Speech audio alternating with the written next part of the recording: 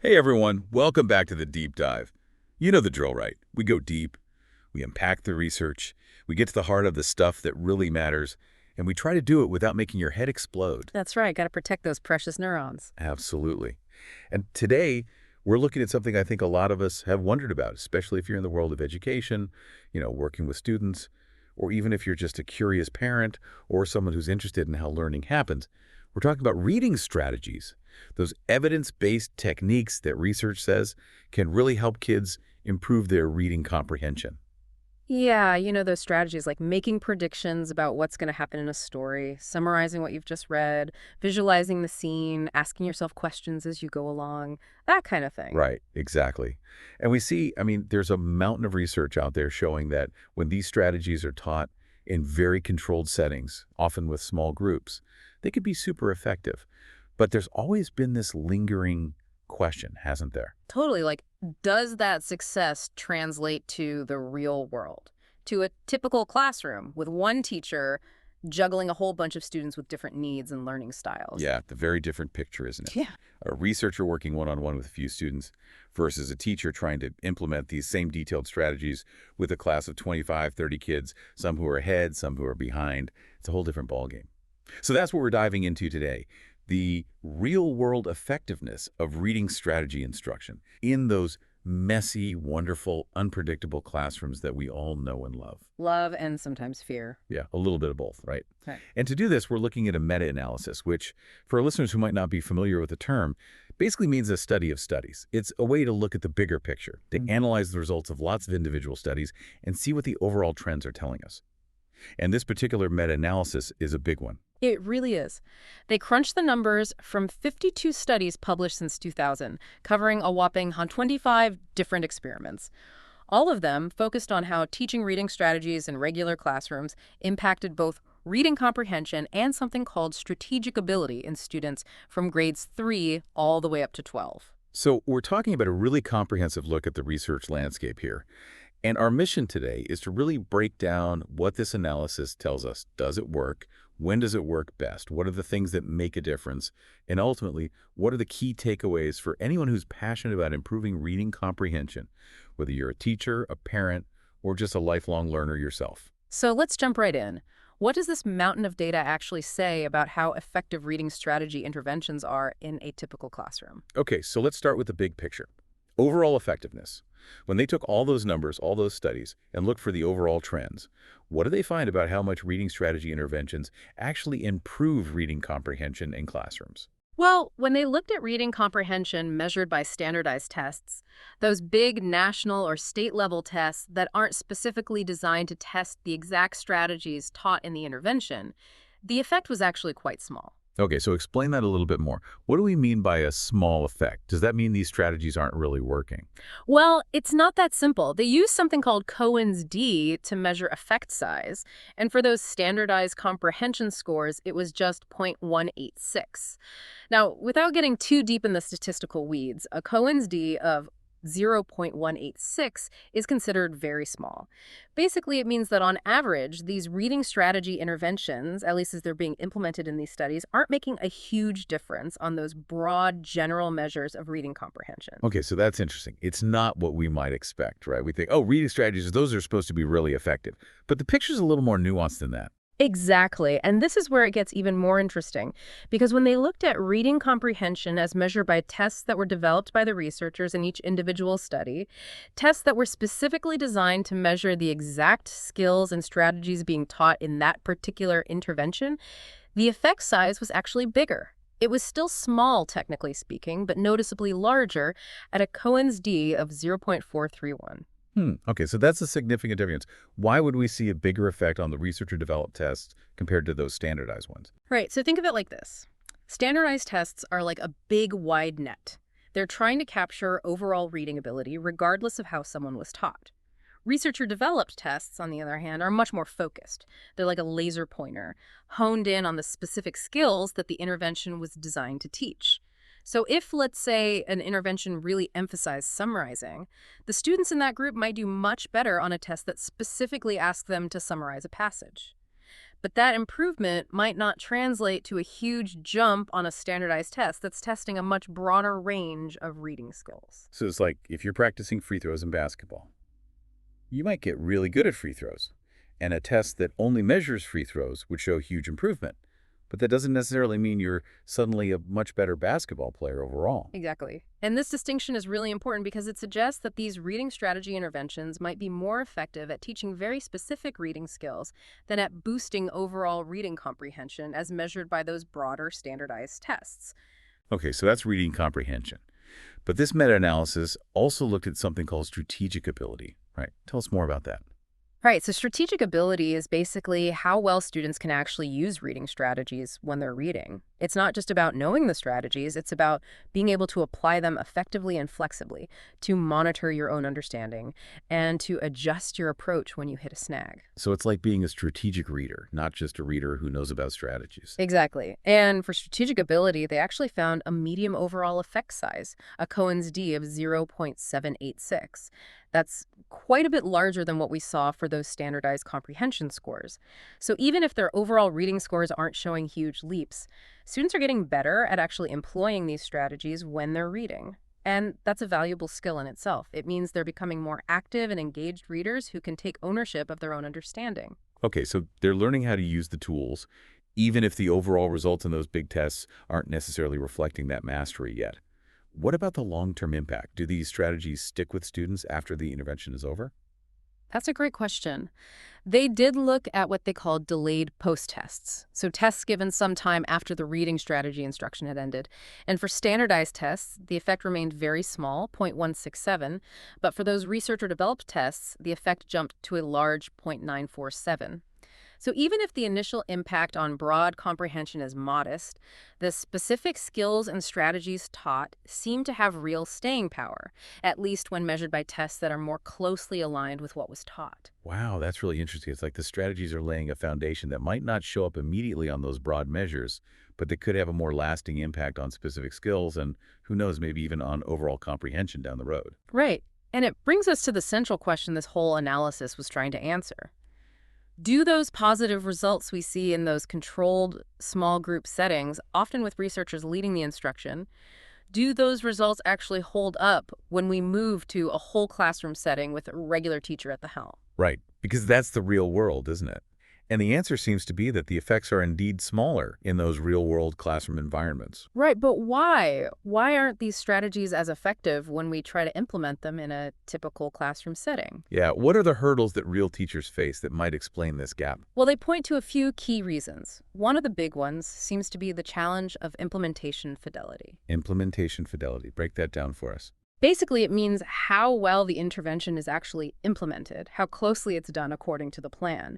And these reading strategy interventions can be pretty complex, often involving multiple strategies, very specific ways the teacher needs to model the thinking process, guided group work.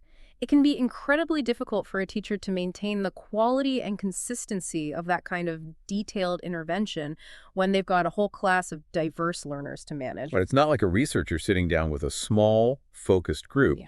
You've got classroom management, you've got students learning at all different paces, you've got kids who might be struggling with very basic reading skills. It's just a much more dynamic and demanding environment. Exactly. And some of the qualitative studies they looked at, where they actually talked to teachers and students, those studies indicated that teachers sometimes found it really hard to get students to truly think strategically, to really engage with the strategies in a deep way. And students themselves sometimes struggled with actually using the strategies effectively and working together productively in groups. So it's not just about knowing the steps, it's about internalizing them, making them part of your own thinking process as a reader. And that can be tough, especially in a busy classroom where there's so many other things competing for your attention. Absolutely. So it's not necessarily that the strategies themselves are bad ideas. It's that the reality of the classroom introduces a lot of practical obstacles to implementing them with the kind of fidelity that might be needed to see those really big effects. Okay, so let's get into the specifics. Which of these reading strategies seem to make the biggest difference in this whole classroom context? Okay, so they looked at whether the inclusion of different specific reading strategies influenced how effective the interventions were. Like, did interventions that included a lot of predicting tend to do better than those that didn't? that kind of thing. And were there any strategies that really stood out as consistently boosting the success of these interventions? Yeah, there was one. The only strategy that positively moderated effects on all three main outcomes, standardized comprehension, researcher-developed comprehension, and strategic ability, was setting reading goals. Setting reading goals. What does that actually look like in the classroom? It's basically about explicitly defining what a reader wants to achieve before they even start reading a text. So it could be to learn specific information, to find the answers to particular questions, or even just to understand the main idea of the story. It's about giving the reading a clear purpose. So even something that simple can make a difference. Yeah, and it kind of makes sense, right? If you know why you're reading something, if you have a goal in mind, you're more likely to read with intention, to be actively searching for information and making connections. Now, I do want to add a little caveat here. This finding for the standardized and researcher-developed tests, it's based on a relatively small number of studies, so we want to be a bit cautious about drawing huge conclusions. But the fact that it did show up as positive across all three outcomes is definitely intriguing. Definitely something to pay attention to. What about strategies that didn't seem to have a positive impact, or maybe even had a negative association? Yeah, so there were a few. For standardized comprehension, mental imagery and memorizing didn't seem to help. For researcher-developed comprehension, explicit monitoring strategies, and using graphic organizers or visual representations, those didn't boost the effects. And for strategic ability, focusing on predicting and activating prior knowledge didn't seem to make a big difference. That's a little surprising. I would have thought things like graphic organizers and tapping into what students already know would be really helpful. Right, and it's important to remember that this isn't saying these strategies are bad or ineffective on their own. It just means that in the specific packages of strategies that were studied in these interventions, those that didn't emphasize these particular strategies tended to do a little bit better overall. It could be that the way these strategies were implemented within the larger intervention played a role, or maybe other factors that the analysis couldn't fully account for. So it's not about saying never use graphic organizers. It's about understanding that simply including them as part of a multi-strategy approach didn't automatically lead to a bigger impact in these whole classroom settings. Right, and it's a good reminder that the context really matters. What works well in one setting might not work as well in another, and that's something we see throughout this meta-analysis. Let's talk about the teacher's role. Did they find that the instructor played a significant role in how effective these interventions were? They did. One of the really interesting findings was that interventions that were led by researchers as opposed to classroom teachers tended to have larger effects on those researcher-developed comprehension tests. Which again kind of takes us back to that issue of implementation fidelity, right? Exactly. Researchers often have more specialized training in the specific intervention being studied, more time to make sure they're implementing it correctly, potentially smaller groups to work with, even within a whole classroom research design. So this finding really highlights the need for more robust teacher training and ongoing support for teachers who are trying to implement these strategies effectively in their classrooms. It's not enough to just say, here are some great strategies, go teach them. Teachers need to be really well equipped to do this work. They need to be reading strategy ninjas. That's a great way to put it. Okay, so we've talked about the strategies themselves, the teacher's role. What about the context of the learning and the students themselves? Did the effectiveness of these interventions differ depending on things like what subject they were being taught in or what the students' reading abilities were? Yeah, tell us more about that. So one thing they found was that explicit modeling by the instructor, so that's when the teacher or researcher actively demonstrates how to use a reading strategy by thinking aloud as they're reading, that positively impacted students' strategic ability. So it's not just about telling them to summarize. It's about showing them how you would do it, making your own thinking visible. Precisely. And the subject area seemed to matter too. Interventions that were implemented in language arts classes showed a larger effect on strategic ability compared to those that were done in content areas like science or social studies. Which makes sense, right? Language arts classes are often more directly focused on reading skills and strategies. Right. And when it came to the students themselves, they actually found that students who were identified as low-achieving readers showed greater improvement in their strategic ability compared to typically achieving readers. Now, this finding was based on a smaller number of studies, so more research is definitely needed.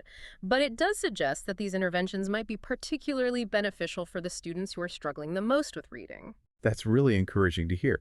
It suggests that these strategies could be a really powerful way to help those students who need it the most. Absolutely.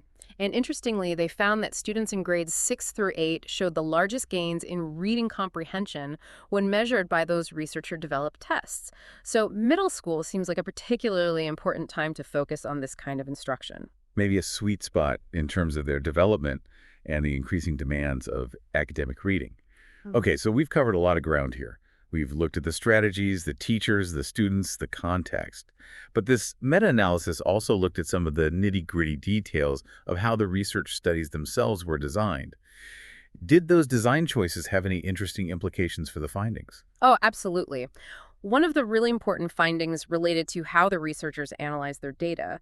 Specifically, they found that studies that did not use a statistical technique called multi-level analysis, they reported significantly larger effect sizes on standardized comprehension tests compared to those that did use multi-level analysis. Okay, I'm going to need you to unpack that one for me. What is multi-level analysis, and why does it matter? So multi-level analysis is a way of accounting for the fact that students in a study are not all independent of each other. They're clustered within classrooms, which means they share a teacher, they share a learning environment, and those shared factors can influence their outcomes. So if you don't account for this nested structure of the data, you might overestimate the true impact of the intervention. So basically, if you're not using this more sophisticated way of analyzing the data, you might be getting a bit of an inflated sense of how well the intervention is working on those big standardized tests. Right. It's a really important methodological point for researchers to keep in mind because we want to make sure we're getting an accurate picture of the effects. Makes sense. What other design factors did they look at? Another interesting finding was about the type of control group used in the studies. So the control group is the group that doesn't get the intervention, right?